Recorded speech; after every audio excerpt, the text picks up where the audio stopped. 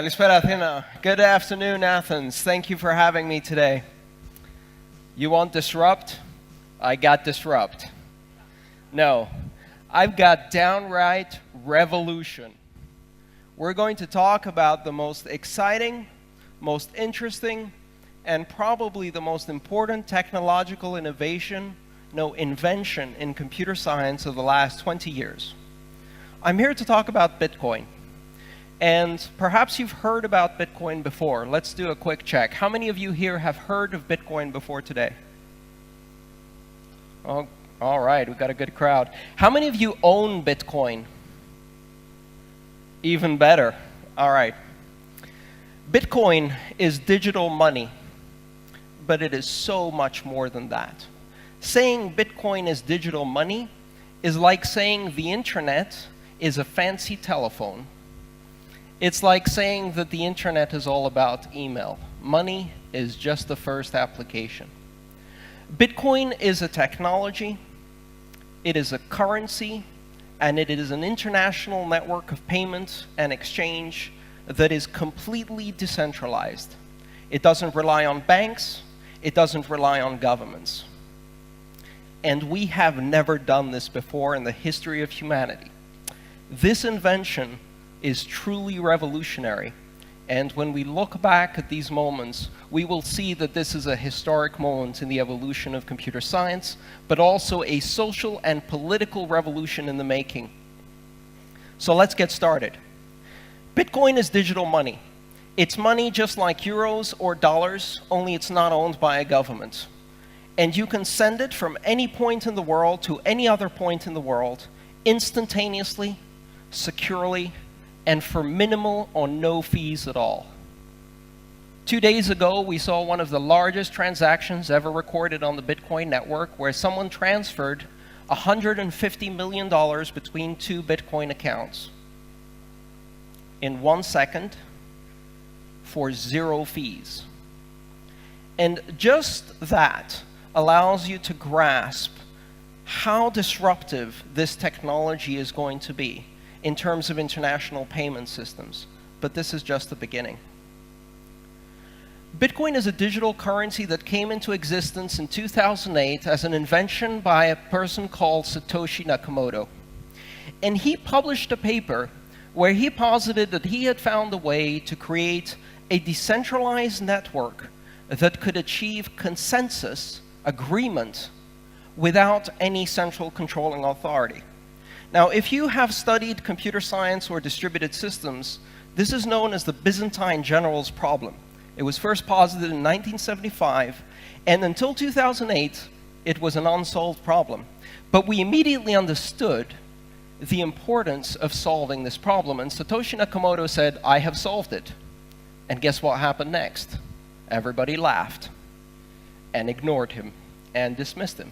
And he published this paper, and then 3 months later, he published software that allowed people to start building the Bitcoin network. Bitcoin is not a company. It's not an organization. It is a standard or a protocol just like TCP/IP or the internet. It's not owned by anyone.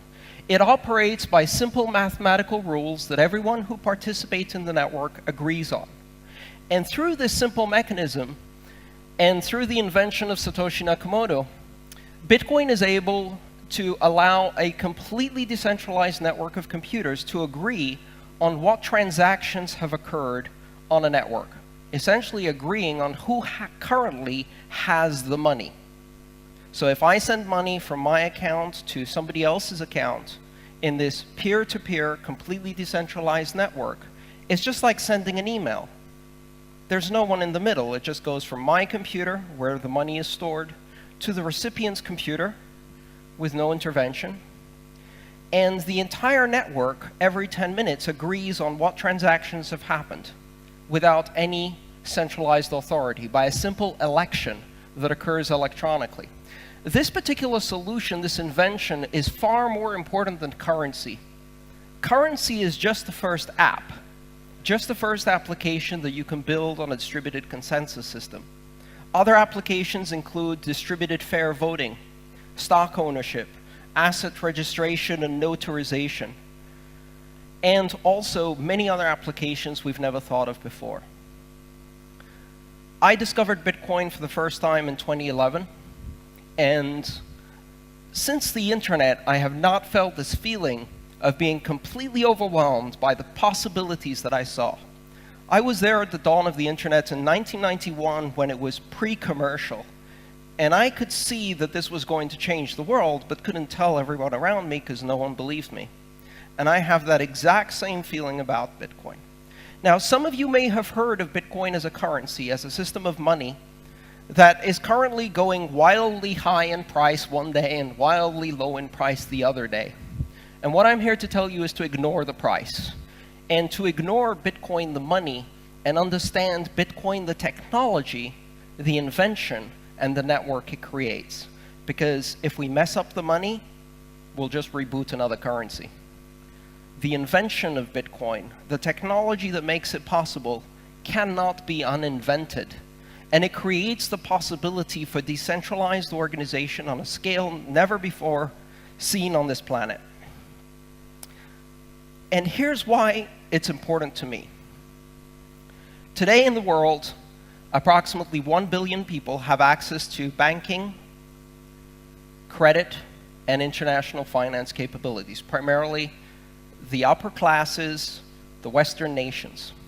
6.5 billion people on this planet have no connection to the world of money. They operate in cash-based societies with very little access to any international resources. They don't need banks. 2 billion of these people are already on the internet, and with a simple application download, they can immediately become participants in an international economy using an international currency that can be transmitted anywhere with no fees and no government controls, and they can connect to a world of international finance that is completely peer-to-peer. So Bitcoin is the money of the people. At its center, simple mathematical rules that everyone agrees on and no controls. The possibility of bringing 6.5 billion people into productive society by connecting them to the rest of the world is truly revolutionary. First, we're going to start affecting the payment processors, these enormous companies that make it more expensive to send money the poorer the destination country is. A situation that is exploitative and corrupt. And these organizations make enormous amounts of profits for a function that can be done in Bitcoin for free. So, as the adage of the internet once went, I just replaced your entire industry with 100 lines of Python code. And that's exactly what we're doing with Bitcoin. How can you use Bitcoin today? Simply speaking, Bitcoin can operate as a currency, and you can think of it as buying a foreign currency. You can connect to an exchange over the web, you can wire some of your euros, and then you can use those euros to buy Bitcoins at the current exchange rate. But that's not really the right way to do it, because we're entrepreneurs, right? We want to disrupt. So, the best way to do it is to find a product or service that you can offer that someone with Bitcoin wants to buy, and to start earning Bitcoin. If you think about starting up a business within an international environment, there are two primary barriers to becoming a global business. The first barrier is that it is difficult to transport products and services across borders.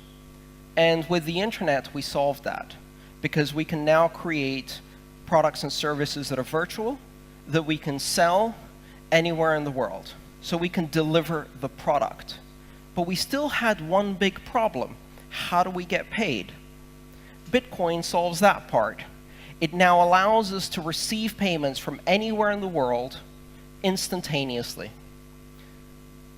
The Bitcoin network allows any individual to send an amount that is as small as 100 millionth of a Bitcoin, which in today's term is a very, very tiny amount of money. You can't do that with today's money and payment systems. Credit cards were made in the 1950s, and they were most certainly not made for an internet age. But Bitcoin is made for the internet age.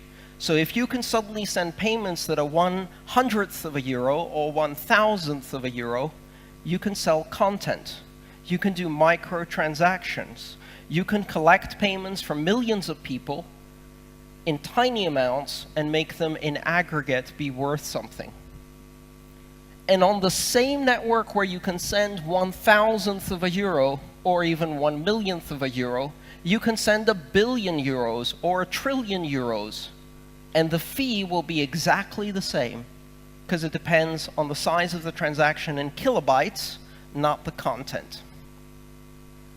So let's look back at the internet and see what lessons we can learn about why Bitcoin is important. One of the most important principles on the internet is neutrality.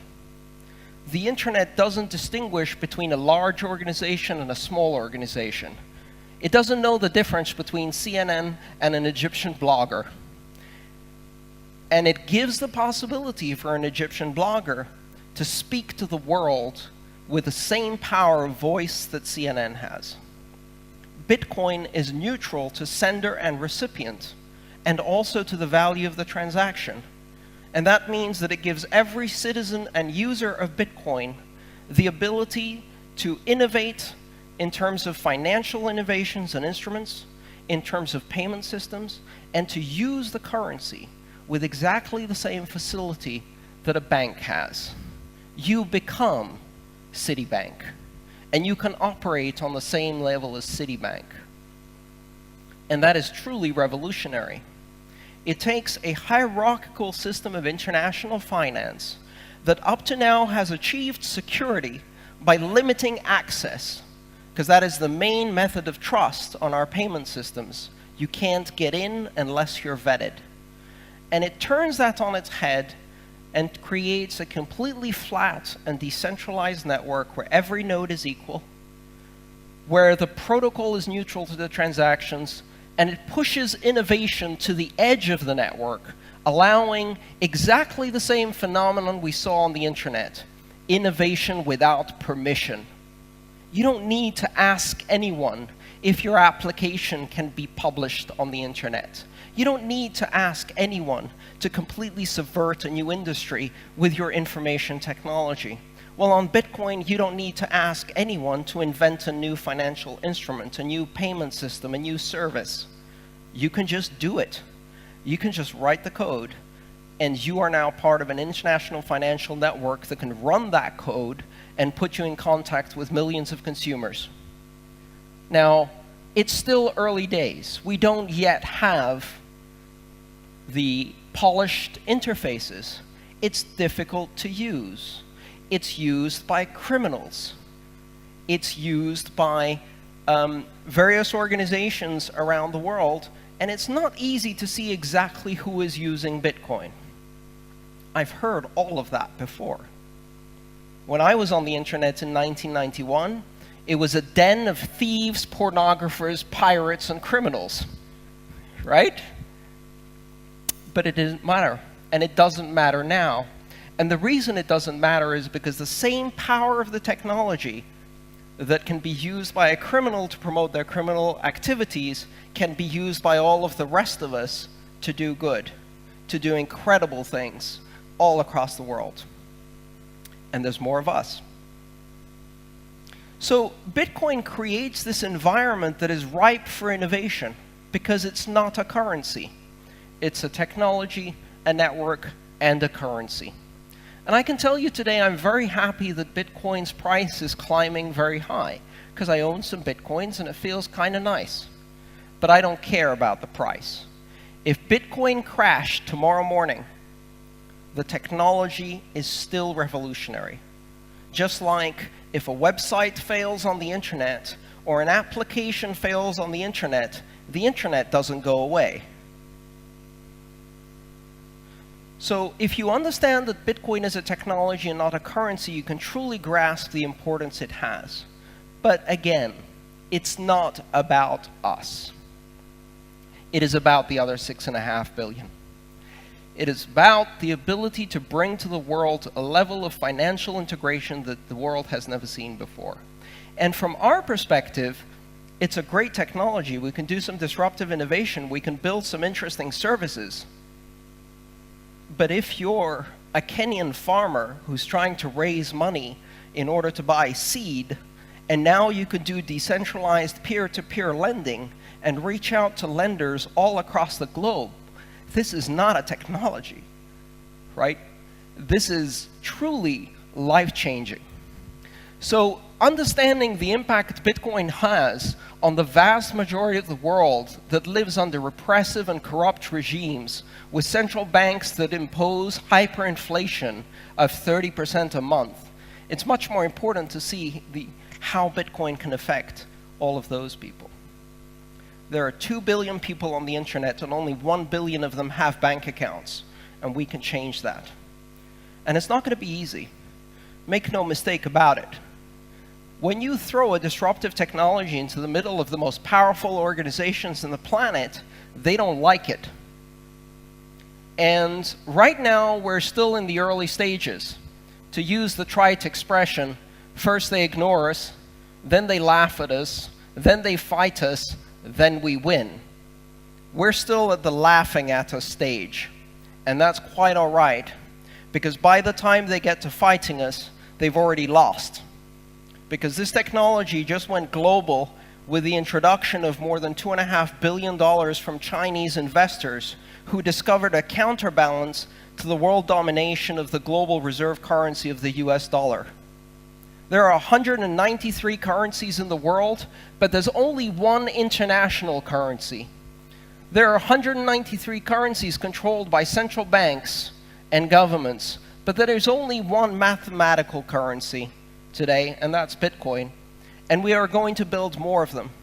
Cryptographic currencies are going to be a mainstay of our financial future. They are going to be part of the future of this planet, because they have been invented. And it is as simple as that. You cannot uninvent that technology. You cannot turn that omelet back into eggs. So understanding that we already have more than 100 competing currencies in that space shows how quickly innovation has exploded, and even beyond Bitcoin, the currency. There are many other altcoins, alternative coins as they're known, that use the very same basic technology of a decentralized asset ledger using consensus in the network with Satoshi's algorithm in order to achieve other forms of currency. Currencies that are inflationary, currencies that are deflationary, currencies that use demurrage or negative interest rates, currencies that are charitable and redistribute a proportion of the income to charitable organizations. We can invent money non-stop and create new forms of money and the instruments. At the end of the day, Bitcoin is programmable money. And once you have programmable money, the possibilities are truly endless. We can take many of the basic concepts of our current system that depend on legal contracts, and we can convert these into algorithmic contracts, into mathematical transactions that can be enforced on the Bitcoin network. And as I said before, there is no third party. There is no counterparty. If I choose to send value from one part of the network to another part of the network, it is peer-to-peer with no one in between. And if I invent a new form of money, I can deploy it to the entire world and invite others to come and join me. And so, if you see that Bitcoin has the possibility to introduce not money for the internet, because yes, it is money for the internet. It's perfect money for the internet. It's instant, it's safe, it's free. Yes, it is money for the internet, but it's so much more. Bitcoin is the internet of money, and currency is only the first application. So if you grasp that, you can look beyond the price. You can look beyond the volatility. You can look beyond the fad and understand that at its core is a revolutionary technology that will change the world forever. Thank you. Join me in this revolution.